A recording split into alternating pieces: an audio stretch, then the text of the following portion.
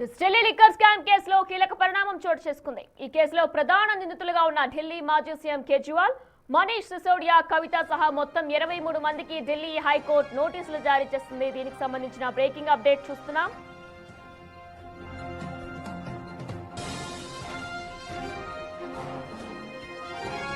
గతంలో వీరిని నిర్దోషులుగా ప్రకటిస్తూ రౌస్ అవెన్యూ కోర్టు ఇచ్చిన తీర్పును సవాలు చేస్తూ సిబిఐ హైకోర్టును ఆశ్రయించింది. ఈ పిటిషన్ పై విచారణ చేపట్టిన ధర్మాసనం ప్రతివాదులందరికీ నోటీసులు జారీ చేసింది. ఈ కేసులో తదుపరి విచారణను మార్చి 16వ తేదీకి వాయిదా వేసింది ఢిల్లీ హైకోర్టు.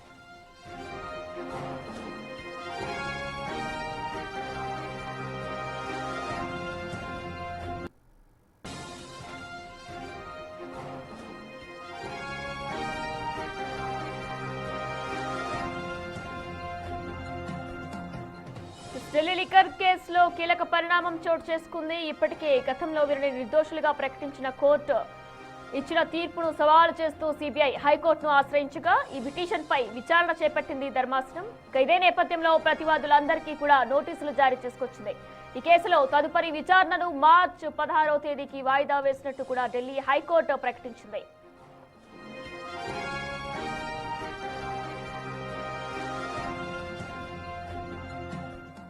ఇదే అంశానికి సంబంధించిన మోర్ డీటెయిల్స్ మా ప్రతినిధి శివ అందిస్తారు. రైట్ శివ, ప్రస్తుతం ఢిల్లీ లిక్కర్ కేసులో భాగంగా కూడా ప్రధాన నిందితులుగా ఉన్న ఢిల్లీ మాజీ సీఎం కేజ్రీవాల్, అలానే మనీష్ సిసోడియా, కవిత సహా మొత్తం 23 మెంబర్స్ ఉన్నారు. వీరందరికీ కూడా ఢిల్లీ హైకోర్టు మరొకసారి నోటీసులు జారీ చేసింది. మార్చి 16వ తేదీన రావాలంటూ కూడా నోటీసులు జారీ చేసినట్లు కూడా పేర్కొంది. దీనికి సంబంధించిన డీటెయిల్స్ ఏ విధంగా ఉన్నాయి? Right Vinay, Delhi liquor policy కేసుకు సంబంధించి గతంలో ఏదైతే ట్రయల్ కోర్టు ఇచ్చిన తీర్పును సవాల్ చేస్తూ సిబిఐ ఢిల్లీ హైకోర్టును ఆశ్రయించింది. ఢిల్లీ హైకోర్టును ఆశ్రయించిన నేపథ్యంలో ఈ రోజు ఢిల్లీ హైకోర్టు న్యాయమూర్తి జస్టిస్ స్వర్ణకాంత శర్మ విచారణ చేపట్టారు.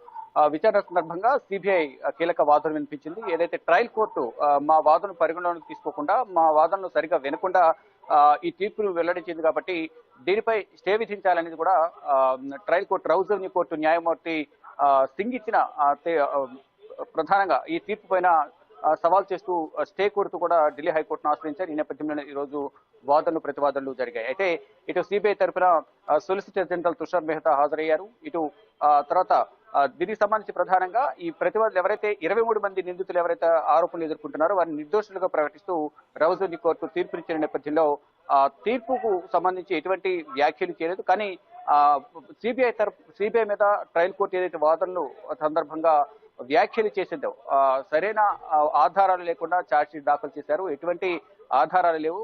నోటి మాట ప్రకారం వారు చేసిన దర్యాప్తు ప్రకారం వారు ఈ ఆరోపణలు కానీ అభియోగాలు నమోదు చేశారు తప్ప ఇక్కడ కూడా ఎటువంటి సాక్ష్యాలు లేవంటూ కూడా సరైన విధంగా దర్యాప్తు జరగలేదు. ఈ ఛార్జ్షీట్ కూడా సరైన పద్ధతిలో నమోదు చేయలేదు అనేది ప్రధానంగా ట్రయల్ కోర్టు న్యాయమూర్తి సిబిఐ పైన ఆరోపణలు ఆగ్రహం వ్యక్తం చేసిన నేపథ్యంలో ఆ వ్యాఖ్యలపై మాత్రమే స్టే విధించింది. అంటే సిబిఐ అధికారులు మరొక సిబిఐ దర్యాప్తు సంస్థకు సంబంధించిన కీలక అధికారులు ఎవరుతున్నారో సిబిఐ దర్యాప్తు సంస్థ చేత పైన ఏదైతే వ్యాఖ్యలు చేశారో ఆ వ్యాఖ్యల పైన మాత్రమే స్టే విధించారు. సిబిఐ కోరినట్లు ఈ తీర్పు పైన మాత్రం ఢిల్లీ హైకోర్టు ఎటువంటి స్టే విధించలేదు. కానీ దాంట్లో నిర్దోషులుగా ఎవరైతే 23 మంది ఉన్నారు, ఢిల్లీ మాజీ సీఎం అరవింద్ కేజ్రీవాల్, ఢిల్లీ మాజీ డిప్యూటీ సీఎం మనీష్ సిసోడియా, ఇటు తెలంగాణకు సంబంధించిన మాజీ ఎమ్మెల్సీ కవిత, వీరితో పాటు 23 మంది అందరికీ కూడా నిర్దోషులకు ప్రకటించిన నేపథ్యంలో వారందరికీ కూడా నోటీసులు జారీ చేసింది. తదుపరి విచారణ 16వ తేదీకి వాయిదా వేసింది. అయితే ఢిల్లీ లిక్కర్ పాలసీ అనేది 2021-22లో రూపకల్పన జరిగింది. 2022లో ఈ కేసు అనేది వెలుగులోకి వచ్చిన నేపథ్యంలో దీంట్లో అవినీతి అక్రమాలు జరిగాయి. అంటే సరైన పద్ధతిలో టెండర్ల కేటాయింపు, పాలసీలని రూపకల్పన జరగలేదంటూ కూడా అప్పటి ఎక్సైజ్ కమిషనర్, మరోవైపు అప్పటి సిఎస్ చీఫ్ సెక్రటరీ ఇటు ఢిల్లీ లెఫ్టినెంట్ గవర్నర్, మాజీ లెఫ్టినెంట్ గవర్నర్ ఎవరైతే ఉన్నారో వినయ్ కుమార్ సక్సేనాకు ఫిర్యాదు చేసిన నేపథ్యంలో వినయ్ కుమార్ సక్సేనా హోంశాఖకు ఫిర్యాదు చేశారు. హోంశాఖ రంగంలోకి దిగి ఈ కేసును సిబిఐకి అప్పగించింది. సిబిఐ విచారణ దర్యాప్తును కొనసాగిస్తున్న నేపథ్యంలో అసలు అవినీతి జరిగిందా లేదా అనేది విచారణ ప్రారంభించిన నేపథ్యంలో కొంతమందిని అదుపులో తీసుకోవడం, మరోవైపు ఇటు విజయ్ నాయర్ ఆమ్ ఆద్మీ పార్టీకి సంబంధించి మీడియా కోఆర్డినేటర్ ఉన్నారు. ఈ లిక్కర్ పాలసీ రూపకల్పనలో కీలకంగా వ్యవహరించారు విజయ్ నాయర్. ఆయనకన్నా ముందు దినేష్ అరోరా కూడా ఇటు ఆమ్ ఆద్మీ పార్టీలో, మరోవైపు అరవింద్ కేజ్రీవాల్ సన్నిహితుడిగా వ్యవహరించారు. దినేష్ అరోరా అప్రూవర్ గా మారిన తర్వాత అందరి పేర్లు చెప్పిన నేపథ్యంలో విజయ్ నాయర్ను, ఆ తర్వాత హైదరాబాద్ కు చెందిన తెలంగాణకు సంబంధించిన అభిషేక్ బోయిన్పల్లి, అరుణ్ రామచంద్రపల్లి, బుచ్చిబాబు, కవిత, ఇతర మాగుంట శ్రీనివాస్, శరత్చంద్రారెడ్డి ఇలా అనేక మందిని సిబిఐ అదుపులోకి తీసుకోవడం, వారు అవినీతి జరిగిందా లేదా, అసలు ఏం జరిగిందనే అంశంపై సిబిఐ విచారణ ప్రారంభించింది. అయితే తర్వాత మనీ లాండరింగ్ కేసు కింద ఇటు ఈడీ కూడా ఎంటర్ అయ్యి వారందరినీ అదుపులో తీసుకోవడం, విచారణ అనేది సుదీర్ఘంగా సాగింది. 4 సంవత్సరాల పాటు విచారణ జరిగిన తర్వాత వారందరికీ కూడా సుదీర్ఘంగా కొంతమంది జైలు శిక్ష అనుభవించారు. రౌజరీ కోర్టు ఇచ్చిన ఆదేశాలను, మరోవైపు ఇటు బెయిల్కు సంబంధించి కూడా వారు అనేక ప్రయత్నాలు చేశారు. ఇటు హైకోర్టు రావడం, అక్కడి నుంచి సుప్రీంకోర్టుకు వెళ్ళడం, వాదులు ప్రతివాదనలు జరిగిన తర్వాత బెయిల్ వచ్చే వరకు కూడా ఇటు రౌజరీ కోర్టు ఇచ్చిన ఆదేశాల మేరకు అందరూ కూడా తిహార్ జైలు శిక్ష అనుభవించారు. ఇటు మనీష్ సిసోడియా దాదాపు 2 సంవత్సరాలు, అరవింద్ కేజ్రీవాల్ 6 నెలలు, మరో కవిత 5.5 నెలలు, ఇలా అనేక మంది ఈ 23 మంది నిందితులు ఎవరున్నారో అందరూ కూడా జైలు శిక్ష అనుభవించారు. ఫైనల్ గా ఇదంతా హీరింగ్ అంతా జరిగిన తర్వాత ట్రయల్ కోర్టు 27వ తేదీన దీనికి సంబంధించి ట్రయల్ కోర్టు న్యాయమూర్తి ఈ ఢిల్లీ లిక్కర్ పాలసీకి సంబంధించి ఇక్కడ ఎటువంటి ఆధారాలు లేవు, సరైన ఆధారాలు సమర్పించడంలో సిబిఐ విఫలమైందంటూ కూడా వ్యాఖ్యానిస్తూ ఈ కేసును కొట్టేస్తూ కూడా నిర్దోషులుగా 23 మందిని నిర్దోషులుగా ప్రకటించింది. అయితే ప్రభుత్వ ఖజానాకు 2,000 కోట్లకు పైగా నష్టం వాటిల్లే విధంగా కూడా ఈ లిక్కర్ పాలసీ రూపొందించారు అరవింద్ కేజ్రీవాల్. కానీ దీంట్లో కీలక సూత్రధారులు, పాత్రధారులుగా ఉన్న అనేక మంది దీంట్లో ఇన్వాల్వ్ ఉన్నారు. మనీష్ సిసోడియా, కవిత, విజయ్ నాయర్, దినేష్ అరోరా, ఇటు సౌత్ కు సంబంధించిన అనేక మంది కీలకంగా ఉన్నారంటూ కూడా సిబిఐ అలాగే ఈడీ ఛార్జ్ షీట్ కూడా దాఖలు చేశాయి. అయితే ప్రధానంగా సిబిఐ దాఖలు చేసిన ఛార్జ్ షీట్ లో ఎటువంటి సరైన ఆధారాలు లేవు,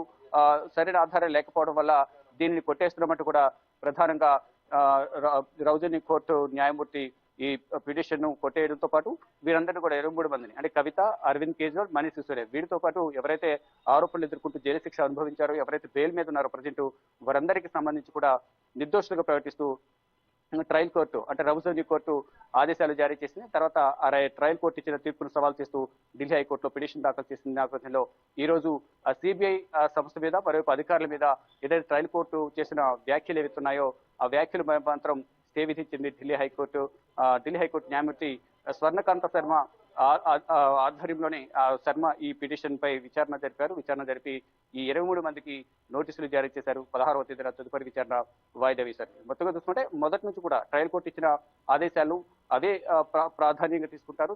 తర్వాత ట్రయల్ కోర్టే మొదట విచారణ ప్రారంభం ట్రయల్ కోర్టులోనే కాబట్టి ట్రయల్ కోర్టే ఈ కేసును కొట్టేసినట్టు కూడా అందరూ కూడా ఎంతో ఆనందం వ్యక్తం చేశారు. ఇటు కవిత గాని, ఇటు అరవింద్ కేజ్రీవాల్, మనీష్ సిసోడియా వారందరూ కూడా సంబరాలు చేస్తున్న పరిస్థితి కనిపిస్తుంది. కానీ ఇక్కడ మా వాదనలు అనేది పరిగణలోకి తీసుకోలేదు, సరైన విధంగా మా వాదనలు వినిపించేందుకు అవకాశం ఇవ్వలేదు అంటూ కూడా సిబిఐ ట్రయల్ కోర్టు ఇచ్చిన తీర్పును సవాల్ చేస్తూ ఢిల్లీ హైకోర్టుకు వచ్చిన నేపథ్యంలో తదుపరి విచారణను మార్చి 16కు వాయిదా వేశారు. ఎవరైతే ఆరోపణలు ఎదుర్కొంటూ ట్రయల్ కోర్టు నిర్దోషులకు ప్రకటించిందో ఆ 23 మందికి ఢిల్లీ హైకోర్టు నోటీసులు జారీ చేసింది. సో ప్రస్తుతం ఢిల్లీ హైకోర్టు స్టే నేపథ్యంలో కూడా ఇటు మాజీ సీఎం కేజ్రీవాల్ అలానే డిప్యూటీ మాజీ సీఎం ఇటు కవిత దాంతోపాటు 23 మందికి స్టే విధించింది. 16న రావాలంటూ కూడా కోరుతుంది. విచారణలో ఏ అంశాలు తెర మీదకి మరొకసారి వచ్చే అవకాశాలు ఉన్నాయనుకోవచ్చు?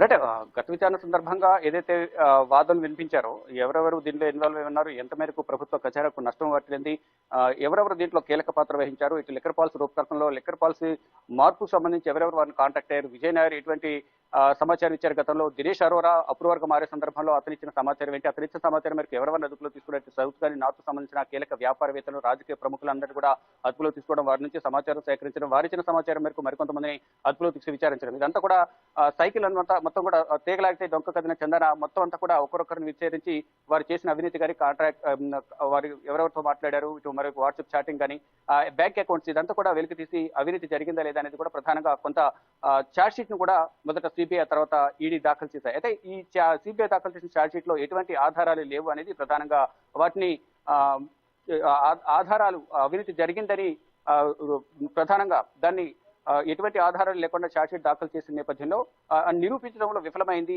సిబిఐ అనేది కూడా ప్రధానంగా ట్రయల్ కోర్టు ఈ కేసును కొట్టేస్తూ కూడా నిర్దోషులుగా వారు 23 మందిని కూడా ప్రకటించిన నేపథ్యంలో వారు ట్రయల్ కోర్టుకు వచ్చారు. అయితే ఈ నోటీసులకు వీరందరూ కూడా స్పందించాల్సి ఉంటుంది. కానీ దీంట్లో వారు మొదటి నుంచి కూడా ఎవరైతే ఆరోపణలు ఎదుర్కొంటూ నిర్దోషులుగా విడుదలయ్యారో వారందరూ కూడా ఎటువంటి ప్రమేయం లేకుండా, ఎటువంటి అవినీతి జరగకుండా వాపై అనవసరంగా ఆరోపణలు చేస్తున్నారు. ఆరోపణలు ఎవరో ఇచ్చిన వాంగ్మూలం మేరకు మమ్మల్ని అందరూ కూడా అదుపులో తీసుకుని విచారించడం, మమ్మల్ని జైలుకు పంపించడం జరిగింది తప్ప ఎక్కడ కూడా ఎటువంటి అవినీతి జరగలేదంటూ కూడా ఆరోపణలు ఎదుర్కొంటూ నిర్దోషులుగా విడుదలయ్యారు వారందరూ కూడా చెప్తున్న పరిస్థితి కనిపిస్తుంది. ఎట్ ద సేమ్ టైం ఇప్పుడు నోటీసులు ఇచ్చారు కాబట్టి ఇప్పుడు కూడా అదే వాదనలు వారు వినిపించే అవకాశం అయితే ప్రధానంగా కనిపిస్తోంది. వినయ్, సో ప్రస్తుతం వీరందరికీ విచారణ తర్వాత ఆ రోజు వాదోపవాదాలు కూడా జరిగే అవకాశం ఉందనుకోవచ్చా? ఏమన్నా అరెస్టులు కూడా జరిగే అవకాశం ఉందనుకోవచ్చా?